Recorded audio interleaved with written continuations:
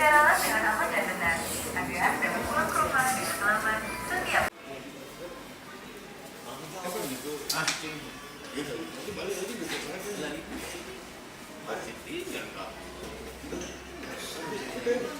Oke Bu, terhadap pelayanan SIM keliling yang ada di beberapa titik wilayah di Kota Palembang ini, ada beberapa wilayah yang juga mobilnya mengalami kerusakan.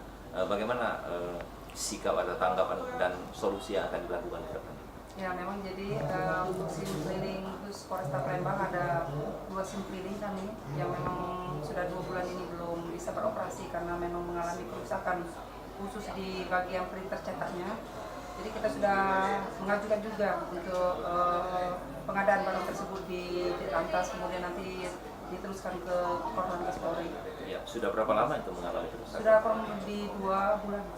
Kalau selama jeda waktu 2 bulan tersebut tidak memberikan pelayanan, diperkirakan atau dikalkulasikan berapa masyarakat yang tidak terlayani dalam perpanjangan SIM ini? Jadi bukan tidak terlayani, tapi sudah kita arahkan juga atau terfokus ke Satpas Polresta Palembang. Jadi bisa datang langsung ke Polresta Palembang untuk perpanjang maupun juga pembuatan SIM baru. Ada target kita kapan itu datang yang kita kirim ini? Sampai sekarang belum ada, tapi untuk pengajuan sudah kami ajukan. Mudah-mudahan mungkin pertengahan bulan 6 sudah bisa beroperasi kembali. Baik Bu Mary, kita beralih pada persoalan lain. Pelayanan pembuatan SIM seharinya bisa melayani berapa permintaan baru Pak? Itu Bu. Kalau baru kurang lebih kalau khususnya di Satpas Polresta Palembang ya, jadi baru kurang lebih 250 kalau baru. 250 tiap hari. Ya.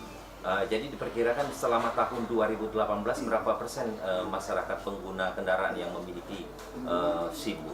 Kalau 2018 mengacu ke 2017 itu mengalami penurunan karena pada tahun 2018 kemarin ada juga kami material kami juga kekosongan material dari Korlantas Polri juga, jadi kita mengalami kekosongan material tersebut, jadi ada 2 bulan seperti itu kita stop. Oh gitu.